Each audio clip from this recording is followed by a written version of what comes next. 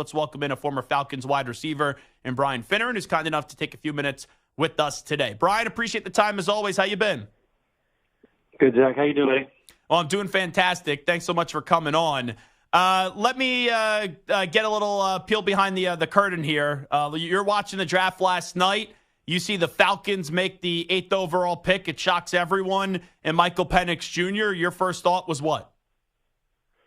What the hell just happened? Baffled, confused, curious as to what their plan is, and slightly disgusted, to tell you the truth. I was blown away by that decision to do that. And you just set it up perfectly.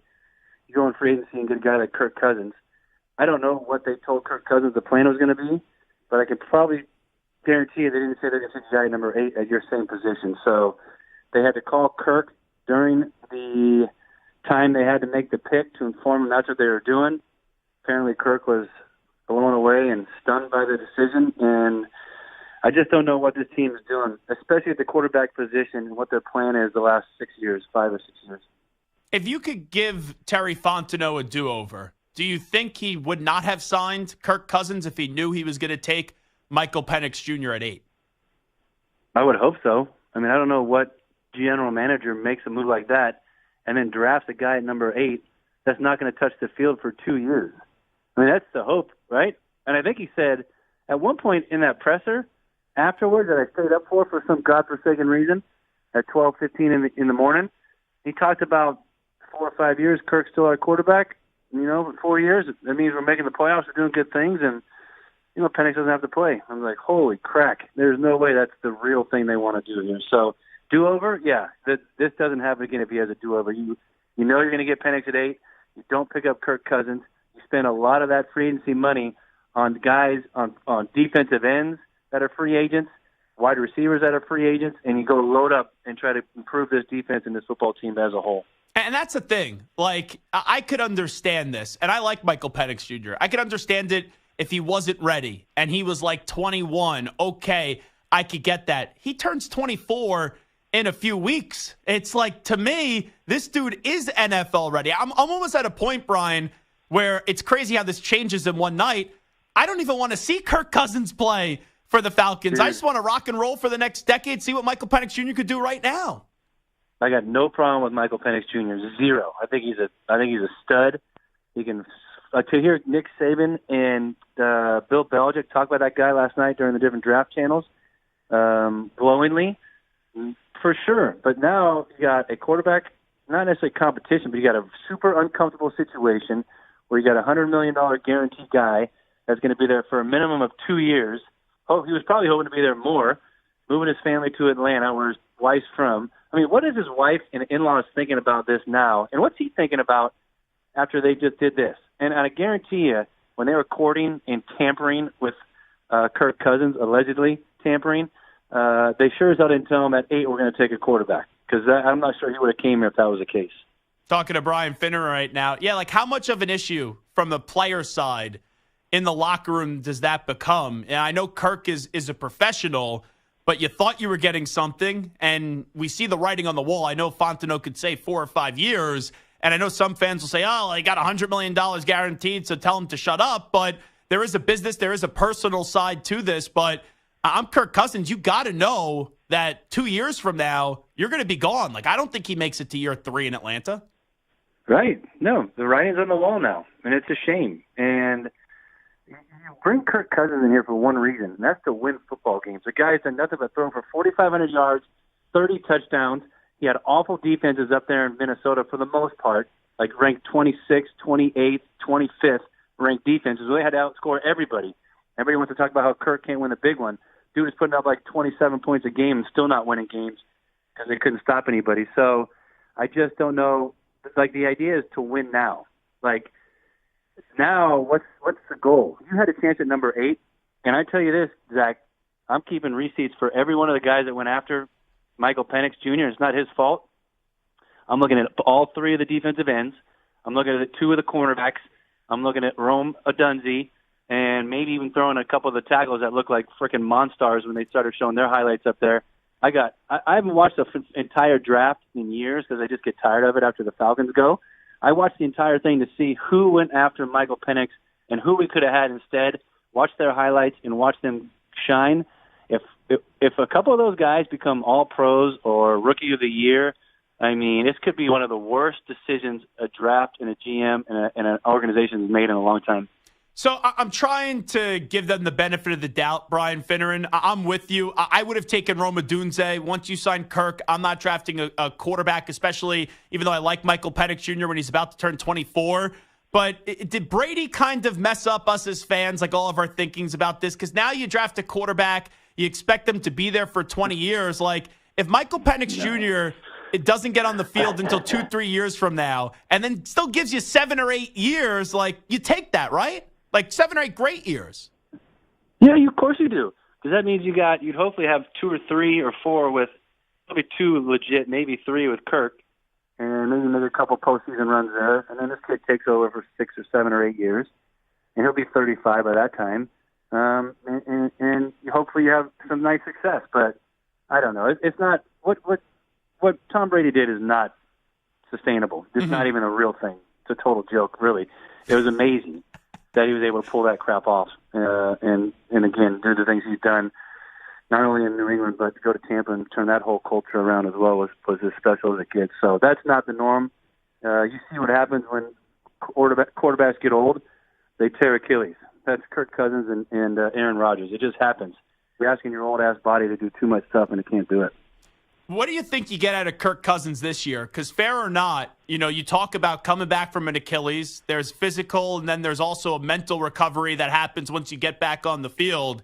He plays a bad game or two. It's just natural when you have an NFL-ready quarterback that you just drafted at 8 that fans are going to want to say, who cares about the contract? Let's give Michael Penix Jr. a chance. Yeah, and don't forget you're in Atlanta, and we had a situation kind of like this. Not only when Chris Chandler was my quarterback when I first got to Atlanta, and then you bring in Michael Vick, and people in the crowd are wearing Michael Vick jerseys, and Chris Chandler's your starting quarterback, and you start getting a bit of a divide, not only in the stadium, but a little bit in the locker room and media-wise and this and that, and, you just hope that kind of stuff doesn't take place again. Even Matt Ryan had a tough time taking over Michael Vick, so it's a dynamic kind of interesting city where some of this stuff comes into play, even though you don't want it to. You just want to see football players go out there and play. But, yeah, you make a great point, Zach. If something goes bad or has a couple of bad games or bad picks, there's going to be some rumblings going on from the stands and media and everybody else. But with that said, I think Kirk Cousins is a consummate professional. I think he's going to be ready to rock and roll. I think this might drive him even more to have a successful season and make everybody around him better. So that's what I said before this whole draft yesterday took place. Kirk Cousins makes Kyle Pitts better, just like Matt Ryan made Kyle Pitts a Pro Bowler his rookie year. He makes Bijan Robinson better. He makes Drake London better. He's going to make Darnell Mooney better. So I think he has a successful season. I think he stays healthy, and the Falcons hopefully do something in the next 7 picks to address the defensive hole that they have, because there's plenty of them.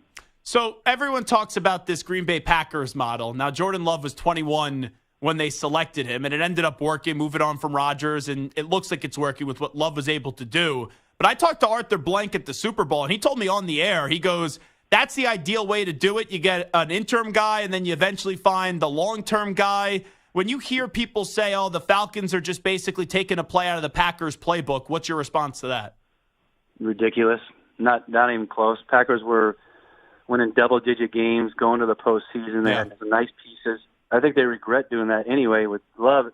That was when Rodgers started bitching about not having receiving weapons and weapons on offense, and you don't get a quarterback just going to sit on the sideline. So I don't think that's a real thing. If you're going to do that, why not do it when Matt Ryan, who's the ultimate pro, is sitting on your team, and you got the 4th overall pick and Justin Fields staring you in the face? If you're going to do it then. Don't do it now when you spend $100 million guaranteed and $180 over 4 years with Kirk Cousins and pick. And now you got an 8th overall pick that could have been any one of those guys we were talking about earlier, defensive ends, cornerbacks, the receiver that's a stud out of Washington, and now we got number 8 picks and sit on the sidelines. So you look at this offseason, right? They tried to get Belichick, and then I guess they were talked out of it. That's kind of the way that I understand it. You bring in Kirk Cousins, there was some excitement. Now it seems like a cluster with Michael Penix Jr. Where's kind of your confidence moving forward with this football team after the last few months has played out? It's tough. It's tough. I was excited about the Bill Belichick coming in here. I know it's kind of against the grain and different, but the dude is probably one of the 2 or 3 best head coaches in the history of the NFL. He was going to change the culture of the franchise, which I think needed a new direction. Now, listen, Raheem Morris can do that. The new head coach of the Falcons could absolutely pull that off himself, but it's a different vibe with Raheem. With Bill, you knew it was no nonsense. You were going to have a plan, and I'm not sure what the Falcons' plan is right now. That's the biggest thing. I think for the fan base and the guys trying to figure out what's going on, I don't know what the plan is. I mean, are we trying to win now with Kirk? Because if we are, you should have used that number 8 pick and every other pick to help your team win today and tomorrow and in September. And it just doesn't feel that way right now. So frustration, a little bewilderment and baffled and confused more than anything right now. Do you think Arthur Blank was out of the loop last night? Because we all saw that video of him and Terry Fontenot, but then I give you the comment that he said to me on my show as well. Like, you're the owner of the football team. He's hands-on. Like, he had to know that was going to be the pick. Like, it didn't just happen a few hours before the draft where they told him that's what they were going to do, right? I don't know. I don't know. Part of me wishes I was in there to watch it like a fly on the wall, and the other part wishes I wasn't because I would be too close to the situation and I wouldn't be able to vent like I do with you and on my show down in Atlanta. So I think he has to be aware of what's happening.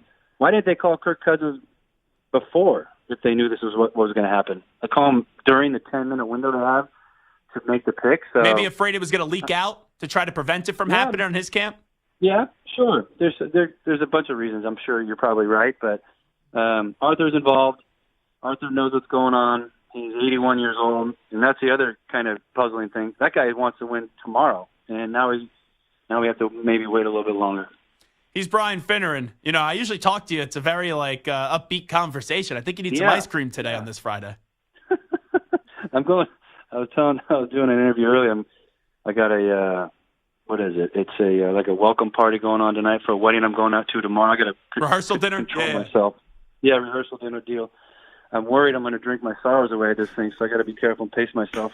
You know what? I have done that before. I think you munch here, and maybe you go a little like cobbler with some ice cream, and you just go for the sweets. I like it. I can pull that off. You know, you roll something up, and then you just munch. That's what I would say, Brian Finneran. All right, brother. I'll see if I can make it happen. You got it. There he is, Brian Finneran joining us. Does a great job, 680 The Fan, former Falcons wide receiver.